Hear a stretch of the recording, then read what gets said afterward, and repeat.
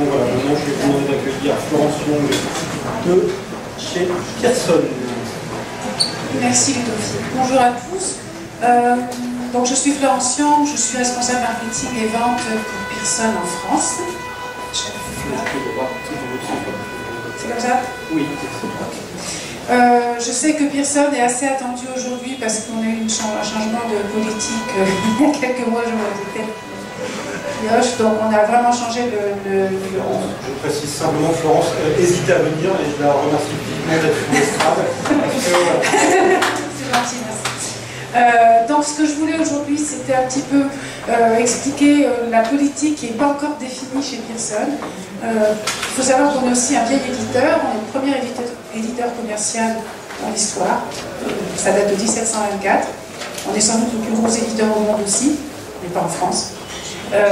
Donc voilà, je voulais vous expliquer un petit peu ce qui a mené notre réflexion sur les changements radicaux qu'on a menés sur Pearson l'année dernière et ce qui est envisageable à venir. Et j'ai aussi envie de vous dire, ça vient aussi de vous, de comprendre les usages en fait des étudiants notamment, qui sont notre priorité.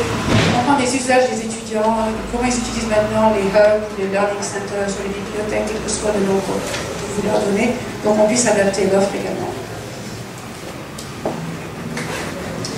Donc je pense que c'est un secret pour personne, il y a une vraie révolution avec le numérique pour tout ce qui concerne les contenus. Donc on l'a vu pour la musique, on l'a vu pour la vidéo, on voit que les libraires ferment, il n'y a plus un seul disquaire en France et il n'y a plus un seul magasin de location vidéo. Ça concerne aussi les éditeurs et on voit aussi qu'il y a, comme le disait mon collègue du Havre, il y a un vrai changement aussi dans les attentes en fait, des utilisateurs du numérique. Et nous, on est dans une période de transition où il faut qu'on protège un modèle existant, parce que c'est ce qui nous fait vivre, qui fait vivre des auteurs et énormément d'acteurs de la chaîne de l'écosystème du livre. Mais il faut aussi qu'on anticipe les nouveaux usages et puis qu'on fasse preuve vraiment d'innovation. Et je dirais que ce que disait Ludovic par rapport au fait de caler le modèle numérique sur le modèle livre, ça va durer un certain temps, mais les tendances de la génération qui vient, les tendances du marché, elles vont aller plus vite que nous. Et on ne va pas pouvoir éternellement reproduire le modèle print sur un modèle numérique. Alors la chaîne d'écosystème d'Apple. Alors nous, il faut savoir qu'on n'est absolument pas sur les ouvrages de référence, ni les ouvrages ni la recherche. On est vraiment dans la conception de manuels pédagogiques qui sont censés être utilisés pour accompagner un cours, comme un manuel scolaire, mais au niveau universitaire. Et école de commerce, qui est la principale cible de notre activité en France. Donc un livre, là vous avez par exemple un livre de principe d'économie. Il y a tous ces gens-là qui vivent autour de la publication de ce livre. Il y a forcément un auteur, et à partir du moment où un prof devient auteur, il a un point de vue très différent sur l'économie du livre, à partir du moment où il touche les droits d'auteur. Il y a des illustrateurs, ce sont des livres illustrés, il y a des cartes, il y a des graphiques, il y a des photos, il faut payer des droits divers, donc il y a les droits d'auteur, il faut aussi payer les droits des illustrations, il faut payer les droits de reproduction, énormément de contenu pour faire un manuel qui tient la route. Il y a toute la chaîne graphique, donc il faut des compositeurs, il faut des graphistes, des metteurs en page, des correcteurs, des relecteurs. Il y a la traduction, on est éditeur essentiellement, alors on a un fonds français, on développe des ouvrages en France, mais on a des milliers et des milliers de manuels en langue anglaise qu'on traduit. Donc, au niveau de traduction, par exemple, si vous connaissez le livre Marketing Management de Butler, la traduction c'est plus de 10 000 €, il faut savoir que c'est quand même des coûts très élevés. Il y a le distributeur. Alors traditionnellement, le distributeur, ben, c'est un entrepôt avec des livres qui va vendre au libraire. Il y a l'impression, bien sûr, il faut acheter du papier, il faut imprimer. Il y a des équipes en interne. Un livre, ça ne se fait pas tout seul. Il y a certains éditeurs qui ont tendance à prendre des fichiers Word et les publier. Ben, nous, on a ce qu'on appelle des experts de certaines matières. Donc on a un éditeur finance, un éditeur marketing, un éditeur économie, qui sont des spécialistes de la matière et qui conçoivent avec l'auteur le livre, qui font relire, qui font travailler des équipes de relecteurs pour avoir un contenu vraiment de très bonne qualité. On a une force de vente, forcément. Donc il y a énormément de gens qui vivent autour de ce manuel. Ça, c'est la version papier. Au niveau de la version numérique, les gens s'imaginent que le numérique, ça coûte moins cher. Clairement. Alors on reprend la chaîne. Qu'est-ce qui va changer au niveau de la version numérique? En gros, c'est l'impression et le papier.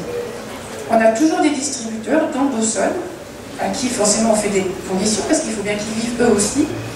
On a toujours des auteurs, on a toujours des illustrateurs, on a toujours des metteurs en page, on a une chaîne graphique, on a de la traduction, on a une équipe de R&D qui est même regroupée avec une équipe de développement, parce qu'en numérique, donc là on parlait, l'intervenant précédent parlait de faire du PDF, ça c'est le minimum, donc le print replica, on prend un livre, on fait un PDF.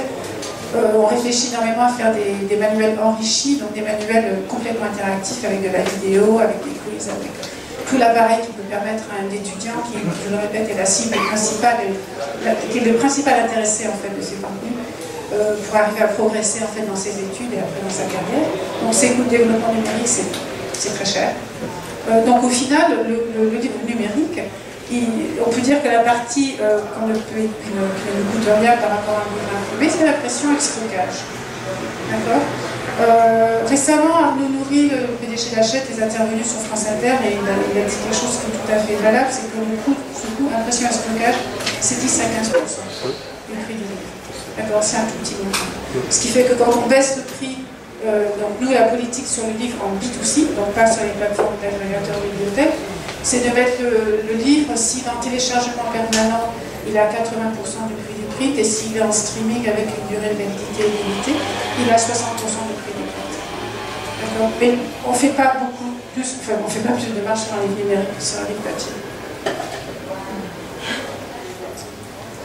Alors, avec cette explication de l'écosystème du livre, pour nous, il y a deux utilisations du livre, mais ça c'est en l'état actuel. En fait, je pense que la réflexion elle a forcément évolué et qu'on va trouver plein de nouveaux usages, plus on parle avec les profs, avec les apprenants.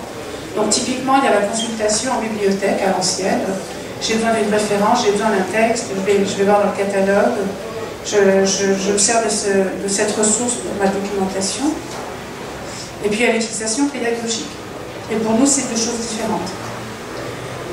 L'utilisation pédagogique, ça peut être un prof qui base son cours sur un contenu publié. Ça peut être ce contenu qui est en ligne avec des activités, les élèves qui travaillent en projet autour d'un même contenu, etc. Donc, pour l'instant, pour nous, ça reste deux choses différentes, l'utilisation documentaire et l'utilisation pédagogique. Donc si on parle du côté référence, c'est là qu'interviennent les bibliothèques, les médiathèques, quel que soit le nom qu'on leur donne. C'est un lieu où on peut faire de la recherche, on peut faire de la consultation ponctuelle, on l'a tous fait quand on était étudiant. On peut se documenter. Et quand on regarde la partie pédagogique, c'est ce que nous on appelle la prescription.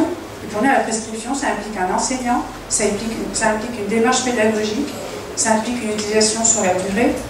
Ça implique, c'est un peu petit, mais si possible un accès personnalisé, donc chaque élève a son contenu, que ce soit numérique, que ce soit de l'e-learning, que ce soit du papier. C'est essentiel pour les révisions et pour le contrôle continu. Donc c'est quand même, je pense, deux utilisations différentes. Donc au niveau de la bibliothèque, le modèle nous qu'on préconise évidemment, c'est le fait d'avoir des ouvrages en consultation autour d'un thème. Donc on voyait le principe d'économie, on a énormément d'ouvrages en économie. Donc la bibliothèque, elle peut avoir le livre prescrit, mais aussi avoir tout un ensemble d'autres ouvrages autour du même thème, pour après donner accès un jour à Amélie, le lendemain à Youssef. Enfin, voilà, j'ai pris des noms, c'est les noms de mon équipe, donc je ne me suis pas trop posé la tête. Ah non, il y a ma nièce aussi. Donc l'idée c'est en consultation, dans le cadre de la bibliothèque, c'est j'ai besoin d'un livre, si c'est un livre physique, je le prends, il sort de l'étagère, quand je le remets, il est à nouveau disponible, et pour nous, le livre numérique, ça devrait fonctionner comme ça. Au niveau pédagogique, c'est une autre utilisation. Vous avez M. Long, qui n'est pas mon mari, mais bon, je trouvais qu'il avait une tête de M. Long, qui va prescrire un livre, principe d'économie, et ce livre, il va être utilisé par une multitude d'étudiants, et pour une utilisation pédagogique. Donc la problématique, c'est savoir comment est-ce qu'on réconcilie à la fois les besoins de référence et les besoins de prescription. Il se trouve que le modèle, contrairement à ce que tu dis, Ludovic, ensuite, moi déjà je sais plus, bon c'est pas grave, maintenant c'est on a quand même un petit souci avec le modèle des crédits d'accès, parce que contrairement à ce que disait Ludovic, c'est pas tout à fait la même chose qu'un livre. C'est-à-dire que si vous avez un manuel, le principe d'économie qui doit coûter 49 €. Avant l'année dernière, il était donc à 49 € sur la plateforme de Sol, 400 crédits d'accès. Okay. Qu'est-ce qui se passe la semaine des examens? Le livre n'a pas du tout été retiré pendant toute l'année par aucun étudiant. La semaine avant les examens, il y aura 50 étudiants qui pourront avoir le manuel pendant 8 jours. Et nous, qu'est-ce qu'on a gagné? On a gagné 49 €. Et je suis désolée, c'est juste absolument impossible pour nous de continuer à survivre avec des modèles comme ça. D'accord? Donc je vous laisse réagir, parce que je pense que c'est un peu ce qui a posé problème l'année dernière. La première décision qui était un petit peu viscérale de Pearson, et sur laquelle on est en train de réfléchir parce qu'elle a fait beaucoup de mécontents, et on comprend tout à fait, quand on passe d'un modèle à 49 € 400 crédits d'accès à un modèle à 5 fois 49 € et 100 crédits d'accès, c'est normal que les gens ne soient pas contents. Moi, si je peux acheter un coca à 5 € et que le lendemain j'y vais, c'est 23 €, je ne vais pas être content, donc c'est tout à fait normal, et ça on l'a compris, on l'a entendu. Excusez-moi. Mais il faut qu'on trouve un équilibre en fait entre les besoins tout à fait légitimes des bibliothèques, centres de documentation et des étudiants, et les besoins tout à fait légitimes des créateurs de contenu qui font vivre toute une ribambelle de gens. Il y a un peu une tendance aussi à se dire que le contenu c'est une commodité maintenant, c'est-à-dire qu'on va payer des iPads, on va payer des iPhones, on va payer, etc. Et le contenu il est censé être gratuit. Alors, pourquoi pas? Il faudra savoir qu'à terme, il n'y aura plus vraiment d'auteurs, ni vraiment d'éditeurs, ni vraiment de contenu de qualité. Mais après, c'est un choix. Alors, c'est sûr qu'en tant qu'éditeur, donc plus gros éditeur au monde, on fait énormément. On a 400 chercheurs chez Pearson qui font de la recherche en permanence sur les usages, sur les changements de pédagogie, sur ce qui marche, ce qui ne marche pas, et qu'on réfléchit à plein d'autres modèles que les modèles existants, notamment, par exemple, le contenu très très granulaire avec la possibilité de vraiment composer son cocktail de contenu tout à fait personnalisé, avec des plateformes, autres que Gossop qui est vraiment orienté bibliothèque, mais des plateformes aussi où une école ou une université pourra avoir son contenu ultra personnalisé avec des chapitres de ses profs, avec des chapitres en anglais, des chapitres en français, la préface, etc. Donc il y a énormément d'autres pistes en fait pour donner le contenu accessible à tous, dans l'intérêt de la réussite des étudiants, hein, ce qui reste quand même notre préoccupation principale. Mais voilà, il faut qu'on trouve, et là je serais assez intéressée si vous voulez venir me voir sur le stand ou en parler maintenant. On a besoin de comprendre les usages, on a eu une réaction assez épidermique quand on s'est rendu compte que, c'était pas en France, mais en Finlande notamment, on voyait nos ventes de livres s'écrouler et les ventes de dossiers progressaient un tout petit peu. On a compris ce qui se passait, si vous voulez, d'où la réaction. Je le répète, elle était épidermique, on est en train de la reconsidérer pour proposer un modèle beaucoup plus acceptable pour tous. Mais c'est aussi un peu la raison de ma présence aujourd'hui, c'est aussi d'avoir du feedback et de comprendre et d'écouter en fait votre position par rapport à ça et de voir est-ce qu'il y a des choses qu'on peut développer qui permettent d'atteindre cet espace entre les deux où on peut à la fois préserver un modèle économique qui nous fait vivre, nous les éditeurs, mais aussi servir vos usagers de la façon qui fonctionne le mieux pour eux. Voilà, je vous remercie.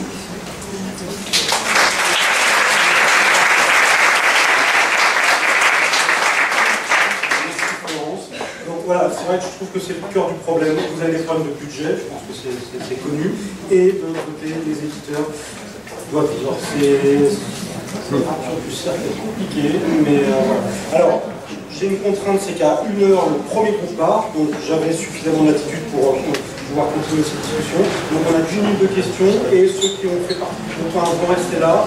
J'ai discuté avec la personne, elle va vous embarquer pendant une petite demi-heure, j'espère que ça va vraiment vous plaire. Mais en attendant, voilà, on est ravis de prendre quelques questions pour Florence ou une autre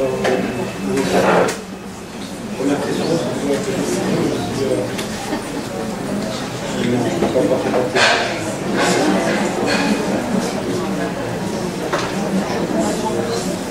On vit quelque chose d'étrange, mais voilà, c'est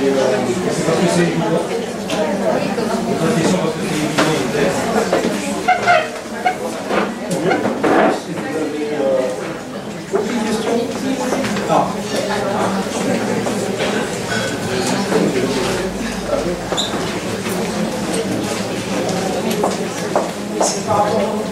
Je comprends pas bien parce qu'on a fait. Vous êtes, vous disiez que vous étiez à 400 Vous êtes peut-être. De toute façon, il y a déjà des éditeurs qui risquent 100. La majorité des écoutes sur Dossonera, en parlant de Dossonera, c'est 400 crédits. C'est la majorité. En moyenne, je crois qu'on dépasse largement les 350. Mais certains éditeurs, Pearson, Duno, sont partis sur le modèle sans crédit. Oui, mais justement, Duno avec son modèle sans crédit, ça ne paraît pas. Alors, il y a aussi un autre modèle qu'on envisage, c'est l'accès. Le modèle par accès. Ouais, le modèle par accès. Au lieu d'avoir des crédits, c'est-à-dire qu'on donne 1 ou 2 ou 3 accès simultanés et on ne revient pas à un modèle de crédit. L'autre chose que j'ai oublié de vous dire, et c'est un des points qui avait vraiment fâché les bibliothèques, et on avait aussi dans la panique supprimé le téléchargement. Maintenant, c'est devenu très clair pour nous que le téléchargement de Sun, ça ne pose aucun risque de piratage puisqu'il est chronodégradable. Et donc ça va être réactivé dès qu'on a à nouveau repris les discussions avec Dawson, et donc on va à nouveau capable, on est les seuls pour le coup à ne pas autoriser le téléchargement sur Dawson. On a l'air un peu bête, donc on va le réactiver parce qu'on a compris qu'il n'y avait aucun risque pour nous de piratage. Question. Donc on vous a écouté. Donc, avant, voilà.